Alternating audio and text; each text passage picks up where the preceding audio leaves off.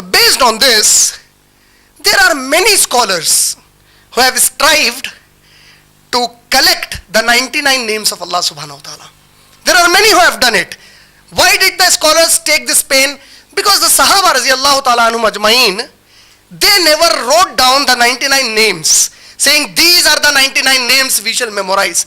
The Prophet sallallahu alaihi wasallam did not mention any particular 99 names to say these are the 99 names. There is a very popular hadith. There is a very popular hadith, that word I would put it inverted commas, from Tirmizi Sharif. What is Tirmizi? Tirmizi is like Sahih Bukhari, Sahih Muslim. Tirmizi is a collection of ahadith done by Imam Tirmizi rahimahullah. So in Tirmizi Sharif you come across a very, very popular hadith that is most often quoted today even on TV channels, where they say all those 99 names are given in one hadith, and if you people start chanting this name for n number of times, this name for n number of times, this is what Allah will reward you, this is what Allah will award you.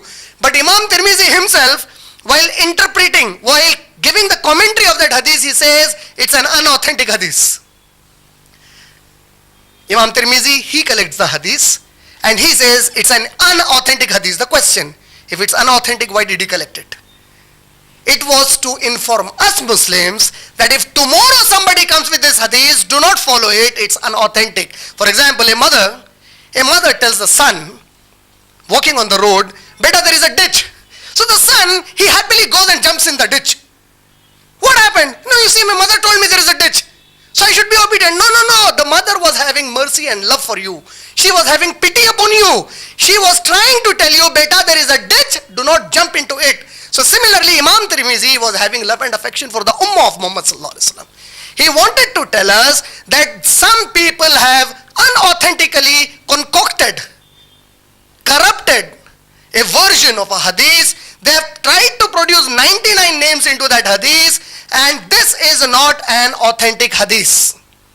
From Sahaba and from any authentic source, we do not get any specific list of the 99 names of Allah subhanahu wa ta'ala. It's later the scholars, they made a lot of research to come up with these 99 names of Allah subhanahu wa ta'ala. And in our 99 sessions, I chose a scholar of not very old times, but of contemporary times I would say, who passed away in 2001, Sheikh Uthaymin from Saudi Arabia. Sheikh Uthaymin is considered as a monolithic edifice of Islamist scholarship. What does it mean? His knowledge about Islam was, mashallah, so highly appreciated by great scholars of the time. See, when I say scholars, I don't mean anybody who passed out of a madrasa. Everybody who takes a degree doesn't become an expert of the field. I'm talking about the experts of the field. Even in the Muslim Ummah, mashallah, they may belong to any denomination, but still we have honest people from every denomination. They agree.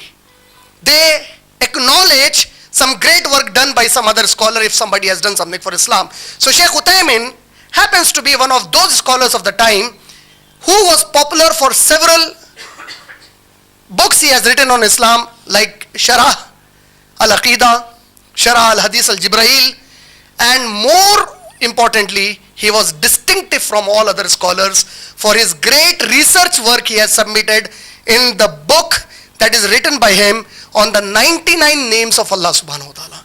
He is more renowned for speaking about, collecting and speaking about those 99 names of Allah subhanahu wa ta'ala and defining those 99 names of Allah subhanahu wa ta'ala. So in this session and the sessions to follow inshallah in the coming weeks, I shall be focusing on those 99 names that have been collected by him. Then in recent times, we have another scholar from Saudi Arabia by the name Muhammad al-Jibali. Muhammad al-Jibali, he made a research to find out that there are 107 names of Allah subhanahu wa ta'ala given in the glorious Quran itself. From the Quran he collected 107 names, and from ahadith he collected 19 names, meaning 107 plus 19 is approximately about 126 names. Then we have Ibn Taymiyyah, who collected a few names. We have several other scholars who have collected different names of Allah subhanahu wa ta'ala, which number more than 99. And even what Sheikh Uthaymin collected, he collected 18 names from ahadith, and the remaining names, 81 names, he collected from Quran. And based on these 99 names, we shall have the discussion. But again, what I want to, at the very outset, inform all of you, educate all of you, share with all of you is, the hadith of Muhammad sallallahu alaihi wasallam has been unfortunately misunderstood by a lot of people, misinterpreted by a lot of people, thinking that Allah has only 99 names. The hadith never says Allah has only 99 names. In fact, if you read Sahih al-Bukhari and Sahih al-Muslim, there are so many hadiths which indicate that Prophet Muhammad sallallahu alaihi wasallam on several times, on several occasions, he went into sujood and he would make dua to Allah subhanahu wa ta'ala and say, Ya Allah subhanahu wa ta'ala, I take the wasila of all the beautiful names and attributes that you have taught me, and I take the wasila of all those beautiful names and attributes which are in the treasure hidden from the mankind, and except you, nobody has the knowledge about those names and attributes. Meaning there are several names that Allah has. There are about more than 107 names in the Quran of Allah subhanahu wa ta'ala collected by Muhammad al-Jibali, and the number of names Allah has except Allah, nobody knows.